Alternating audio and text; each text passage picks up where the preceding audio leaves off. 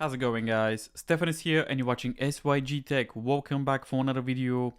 I'm very excited for today's video, so let's talk about the Shure SM7B and the SSL2. By the way, this video is not being sponsored from Solid State Logic or from Shure. So yeah, so this is not sponsored video. Maybe it will look like a sponsored video, but it's not. So the reason that I want to make this video is many people deciding to buy, including me, Shure SM7B, and as YouTube recommends and many people websites and forums, you need to buy a Cloudlifter, and this is the way, because the Shure SM7B, as you know, needs a lot of power, needs around 59-60 dB. Luckily, Solid State Logic has enough power. So this is the Shure SM7B connected to Solid State Logic, and the SSL2 is connected to my Mac without Cloudlifter. And the volume is around 4:30, nearly 10 o'clock on the dial on the Solid State Logic. I will show you right now, nearly 5 o'clock. So this is the raw fresh audio from the box. This is not audio with a Cloudlifter. So that's why I decided to make this video, because many people, what they do, they buy the Shure SM7B, then they buy an audio interface, because without audio interface you're not going to be able to use this microphone because it needs audio interface. And then you're gonna buy a Cloudlifter because this is recommended. If you Google it, if you go to YouTube, you need a Cloudlifter to run this microphone, to use it properly as you need to use it. As you can see, this is the sound directly from my Solid State Logic without Cloudlifter. So let me show you the dials. So as you can see, oops, sorry. Okay, so as you can see, it's nearly 4:30, nearly 10 o'clock on the dial. And also I'm gonna try the 4K legacy button that is very popular. So also the fan on my Mac is running now, so at least this is a good way to see if there's any background noise. But that's why I decided to make this video, because many people making the massive mistake. They buying the Shure SM7B, they buy an audio interface, which you have to buy anyway, and then they buy a Cloudlifter. For me, the Cloudlifter doesn't make sense, because you can run this microphone without Cloudlifter. Basically, you need the right audio interface for that. And let's make a simple math. The most popular audio interfaces, they start from $120, $130, $150. And then you're gonna buy a Cloudlifter, which is another 150 pounds. That's nearly, let's put it $350. Okay, depends on the audio interface. And then this thing costs $400. It's about $700, $800 already. So instead, to buy a Cloudlifter, which this thing, it's a small thing. Nothing wrong with the Cloudlifters, by the way. I'm not saying that they're bad. It just doesn't make sense for me. Instead, invest in a good audio interface. I'm gonna put some audio interface in the descriptions down below, which I think they're perfect. You don't need a Cloudlifter. So that's why I decided to make today's video. Don't make this mistake. Don't buy a Cloudlifter, because many people seeing they did a video. I know there's another different options for Cloudlifters. There's another mic activators, how they call them. There's another similar to Cloudlifter, but they do the same thing. So what is the Cloudlifter? The Cloudlifter basically is going to give you a boost around 25 dB, but you need to use it with 48 phantom power. Basically, this is the way you trade phantom power for 25 dB of gain, or 20, depends of the Cloudlifter.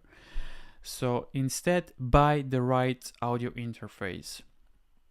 Before that, I was thinking to buy the most popular audio interface. I'm gonna leave it in the descriptions down below. Many people buy audio interfaces because they may recommend. Don't get me wrong, they're nice, but most of the audio interfaces they got like 50 to 55 dB, which it's enough. You can run audio. You can run the Shure SM7B with an audio interface with 50 to 55, but you're not gonna be able to get this nice juicy voice like many people desire, radio vibe. You still can use it, but you're not gonna get everything from the microphone. So instead, buy a gear that you can use it in the future. So before I bought the Shure SM7B, I did some research and I said, you know what, one day I'm gonna buy this microphone, which I did. And I was thinking, you know what, I'm gonna buy an audio interface that in the future I can use it with different microphones. And like it happened, I bought it, and now I don't need a Cloudlifter. I don't need to invest in a Cloudlifter or any other mic activators. So when you buy a gear, think like 3, 5, 10 years. Why I'm buying this gear, audio interface, microphone, etc., and so on. So that's why I decide I'm gonna buy this audio interface. I'm gonna have it for a long time because this is great. It has 62 dB of gain, which is enough to run this microphone. And as you can see, this is the raw audio. You can listen to it right now. And also I can recommend to use the headphones just to hear properly. This is the raw audio. This is not an edited audio. I'm not gonna do anything. This is fresh from the box, and I love it. And that's why maybe sounds that this is a sponsored video, but it's not.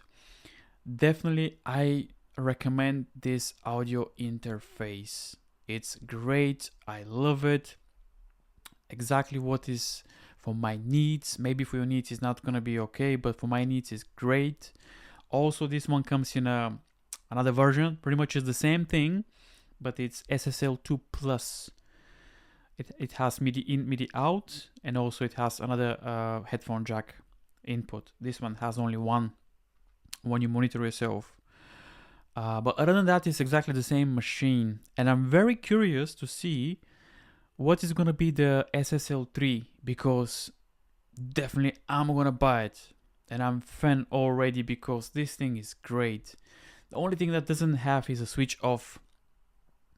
I hope in the next version they add a switch off button, because let's say it's connected to your Mac or PC and you want to switch it from the audio interface. You don't want to plug the cable all the time.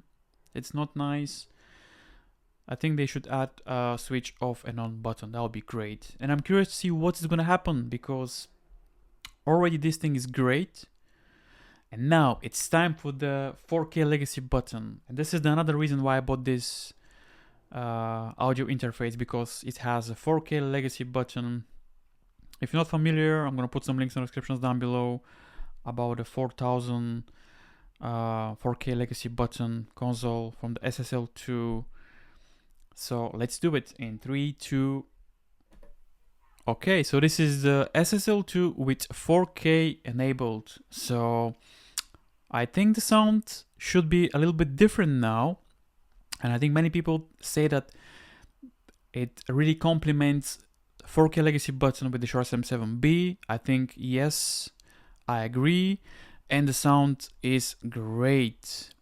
And this is gonna give you a little bit more boost, a little bit like harmonic sound. It's gonna give you more present, and it's gonna make the sound a little bit more vibrant, and that's why this thing is great. And you can use it with other microphones as well, but I think really complements the Shure SM7B. So if you want to see a review of this solid state logic, let me know in the comments down below.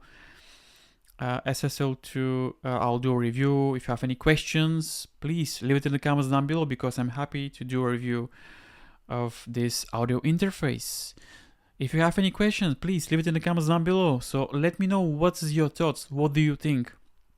What audio interface you gonna recommend for Shure SM7B without Cloudlifter? Again, nothing wrong with the Cloudlifter. They're amazing, but sometimes doesn't make sense to buy a audio interface. You need to buy it anyway, but then you need to buy a Cloudlifter as well. So, or any different mic activator. So thank you very much for watching, guys. This was Stefan with Sygtech. Any questions, leave it in the comments down below. I'm gonna put some links, helpful links in the description, so check it out. And yeah, I hope this video is helpful. If it is, smash the like button, and yeah, subscribe. It's free, as you can see here. As always, thank you very much for watching, and I'll see you in the next video.